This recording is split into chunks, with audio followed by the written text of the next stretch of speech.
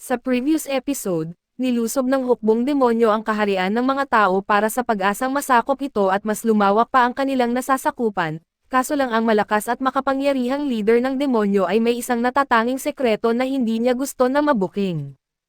Siya pala ay isang tunay na tao na may nakakalulang kakayahan, isa siyang tao na naglilingkod bilang isa sa mga malalakas na tauhan ng Demon Lord, at sa bawat pananakop na ginagawa niya ay nagkakaroon siya ng guilt na pakiramdam dahil na rin sa mga taong pinapaslang nila.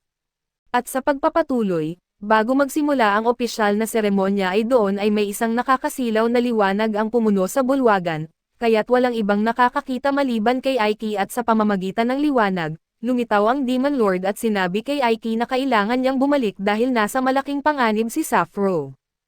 Ipinaliwanag ng Demon Lord na nasakop ni Sappho ang Alasta, ngunit isa itong bitag ng alyansa at inakit ng kalaban si Sappho sa loob ng kastilyo at pinaligiran ang lungsod, kaya wala nang paraan para makatakas at tinanong ni Aiki kung ilan ang mga tropa ng kalaban at sinagot ni Derkutan na may humigit kumulang 5,000 sundalo, kaso kaunti na lang ang oras kaya kailangan ng kumilos agad ni Aiki.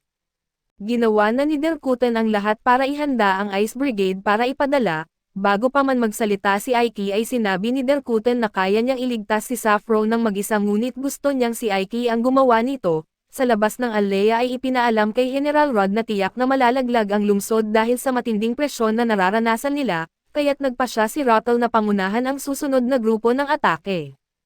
Samantala sa loob ng mga pader ng lungsod ay ginagawa ni Fantina ang lahat para pigilan ang puwersa ng hukbong tao. Inutusan ang mga natitirang ogre na sundalo na gawin ang lahat para hindi sila madaig at sa kasamaang palad, may mga mamamana sa hanay ng mga tao kaya kaya nilang patayin ang maraming ogre bago pa man ito makalapit sa pakikipaglaban.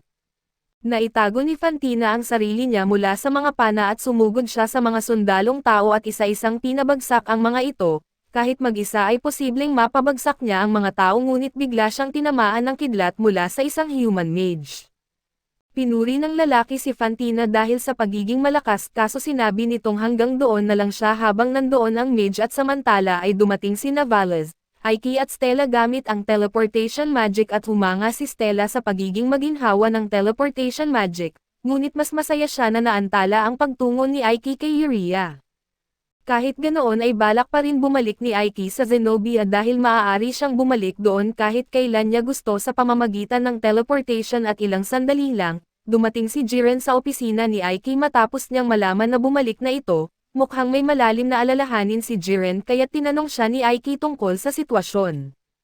Ipinaliwanag ni Jiren na naglunsad ang alyansa ng mga hari ng malawakang atake sa Aalas habang wala si Aiki at ang lungsod ay nasa malubhang kalagayan, maraming tao ang malubhang nasugatan sa pagsalakay at hindi makapaniwala si Aiki na inatake rin ng alyansa ang Aalas. Ang lungsod ay tuluyang masakop na sana kung hindi sila nailigtas kahit mahirap paniwalaan, sinabi ni Jiren kay Aiki na ang nagligtas sa Aalas ay isang batang babae at napakalakas ng batang ito at pinapabagsak niya ang lahat ng puwersa ng kalaban ng mag-isa. Naunawaan ni Aiki ang sitwasyon at sinabi kay Jiren na pupunta siya sa Alisa kaagad para suportahan si Sappho. Tinanong niya kung ilan ang mga tropa na maaari nang sumama at sinabi ni Jiren na halos 100 tropa ang nasugatan sa huling labanan, kaya may humigit kumulang 500 sundalo na nasa maayos pa na kondisyon para lumaban.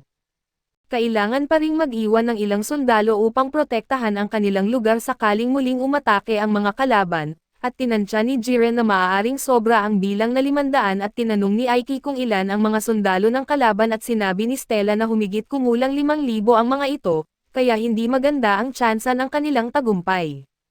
Mas madali sana kung nandito ang mga lider ng ibang brigada kaso lahat sila ay may iba pang misyon sa iba't ibang lugar, kaya kailangan nilang sumabak sa labanan ng mag-isa at biglang pumasok si Gunther sa opisina ni Aiki, sinabi na maaaring mabayaran niya ang kanyang utang kay Aiki sa pamamagitan ng pagtulong sa kanyang problema.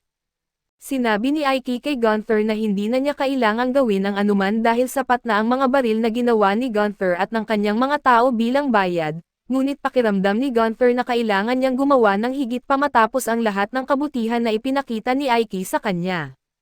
Kasama ng mga manggagawa at may mga Dwarven warriors din doon na umaabot sa daan-daan kaya makakatulong sila ng malaki sa labanan, tinanong ni Aiki si Gunther kung talagang sigurado siya dahil wala namang kinalaman ang labanang ito sa mga dwarves, Subalit kabaligtaran ang sagot ni Gunther at napakahalaga sa kanya ang resulta ng labanan dahil kung mananalo ang Demon Army at mapag-isa ang mundo, magiging kapaki-pakinabang ito para sa mga dwarves.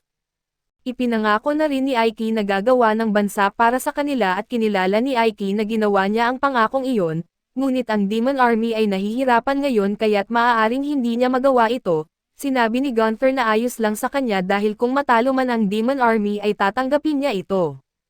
Ngunit binigyan ni Aiki ng tahanan ang lahat ng dwarves na naglalagalag sa lupa, kaya gustong manatili ni Gunther kay Aiki hanggang sa huli bilang pasasalamat at nagpasalamat si Aiki kay Gunther at tinanggap ang kanyang alok na tulong, ngunit tila hindi lang si Gunther ang gustong tumulong kay Aiki dahil maging ang mga sugatang tao ng aalas ay handa ring tumulong sa laban.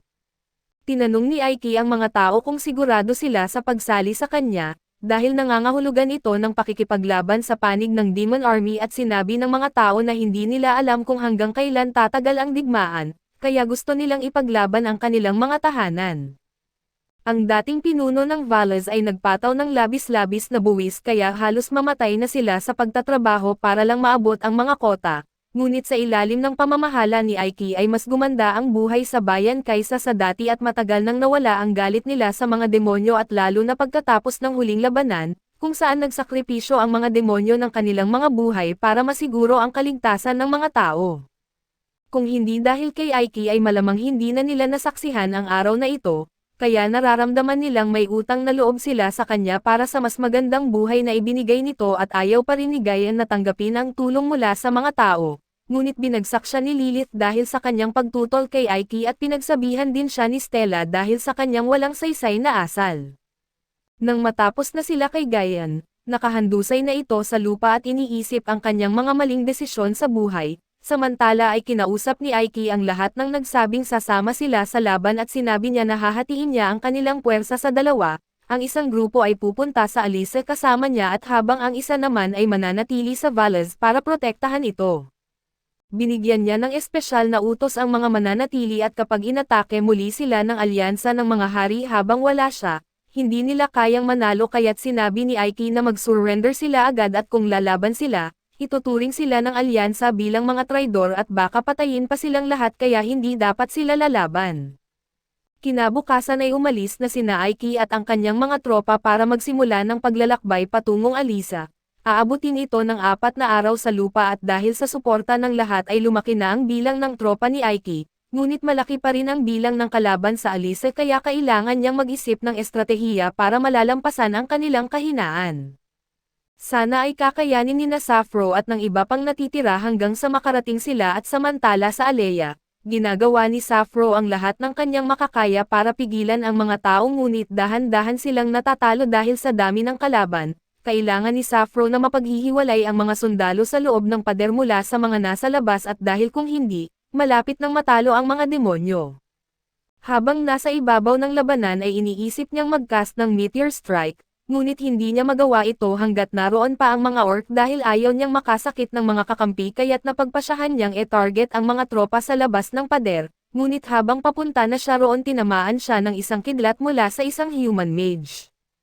Inutusan ng mage ang kanyang mga tauhan na palibutan at hulihin si Sappho, ngunit hindi siya basta-basta susuko at nagcast siya ng isang vine spell na kumapit sa mga sundalo upang makapagligtas. Ginamit din niya ang mga baging para protektahan ang sarili mula sa mga atake ng mage habang tumakas siya papunta sa isang bubong. Ngunit dahil sa patuloy na paggamit ng mana ay nawawalan na siya ng lakas, sinubukan niyang magtiis pa upang matalo ang mga sundalo sa labas ng pader. Ngunit habang nasa kalagitnaan ng kanyang spell ay tinamaan siya sa dibdib ni General Rudel at bumagsak sa lupa kung saan nahuli siya. Kinabukasan ay halos lahat ng tropa ni Sappho ay napatay na at pinag-uusapan na ng mga sundalo kung anong bahagi ng katawan ang dadalhin para makakuha ng malaking gantimpala. Isa sa mga demonyo ang nabuhay pa at sinubukang patayin ang mga tao, ngunit sinunog ito ng human mage na mukhang talagang nag-e-enjoy sa kanyang ginagawa. Nakakulong na si Sappho sa isang piitan at papunta na roon si Rod para kausapin siya at sinabi ng bantay na buhay pa si Sappho, ngunit iminungkahi niyang patayin na ito dahil wala nang silbi ang buhay niya. Naalala ni Sappho si Rod at siya ang sundalo na na-delay niya noong unang labanan sa alyansa. Nagsisisi siya na hindi niya ito pinatay noon ngunit wala na siyang magawa ngayon, sinabi ni Rod na narinig niya ang tungkol sa isang tauhan ni Sappho at sigurado siyang hindi papayag ang isang mabuting tauhan na hayaan ang kanyang commander na mahuli. Naintindihan ni Sappho na gagamitin siya ni Rod bilang pain para patayin din ang kanyang tauhan. Ibinunyag ni Rod na may utos siyang patayin ang lahat ng miyembro ng 7th Brigade, ngunit hanggang sa araw na maalis na niya ang lahat ng iba pa at sisiguraduhin ni Rod ang kaligtasan ni Sappho bilang isang propesyonal na galang. Samantala si Aiki at ang kanyang grupo ay papunta na sa Alista at sa parehong oras, sinusubukan ni Aiki na makaisip ng estratehiya na hindi magreresulta sa pagkawasak ng kanyang grupo. Pagkatapos ng ilang araw ng paglalakbay ay nagpahinga ang grupo ni Aiki ngunit patuloy pa rin siyang nag-iisip ng panalo na estratehiya, at nagpasya din si Gunther na dalawin si Aiki. Ipinaliwanag ni Gunther na natutong magtulungan ang mga demonyo at tao, at lahat ng prototype na mga sandata na hiniling ni Aiki ay nagawa na at nagpasalamat si Aiki kay Gunther para sa lahat ng tulong niya. Sinabi ni Gunther na hindi niya kailangan ng papuri, ngunit may gusto siyang itanong at hindi siya nagmamadali na simulan ang labanan, ngunit dahil malapit na sila sa Alista ay nagtatanong siya kung kailan ibibigay ni Aiki ang anunsyo para sa labanan. Sinabi niya na malubha pa rin ang sitwasyon, kaya pinadala niya si Jiren para mag-reconnaissance upang malaman nila ang pinapasok nila. Nang bumalik si Jiren mula sa kanyang misyon ay may dala siyang masamang balita para kay Aiki. Dinala siya ni Jiren sa isang lugar kung saan makikita niya ang mga pader ng lungsod at nakita niya ang mga damit ni Sappho na nakasabit sa isang poste. Bagamat nangangahulugan ito na natalo si Sappho ay naniniwala si Aiki na buhay pa siya. Habang papunta sila ay nag-aalala si Aiki na baka patay na si Sappho. Ngunit dahil damit lang ang nakasabit at hindi ang kanyang katawan ay malamang buhay pa siya at hindi madaling pakainin ang 5,000 na sundalo, kaya't gusto ng alyansa na tapusin ang labanan sa lalong madaling panahon. Ang pinakamabilis na paraan para gawin ito ay akitin ang mga miyembro ng iba pang brigada gamit ang bitag na hindi nila kayang baliwalain, gayunpaman kahit alam nilang buhay pa si Sappho, wala silang ideya sa kanyang kasalukuyang kalagayan o kung siya ay pinahihirapan na. Kaya kahit alam nilang bitag ito ay wala silang ibang pagpipilian kundi lusubin ang kalaban upang mailigtas si Sappho sa lalong madaling panahon, kailangan nilang pag-usapan ang kanilang estratehiya bago magsimula ang kanilang pag-atake, ngunit bago iyon ay kailangan muna ni Aiki ng tulong mula kina Gunther, Lilith at Jiren. Kapag naayos na ang lahat, ilulunsad nila ang kanilang pag-atake sa bukang liwayway ng susunod na araw.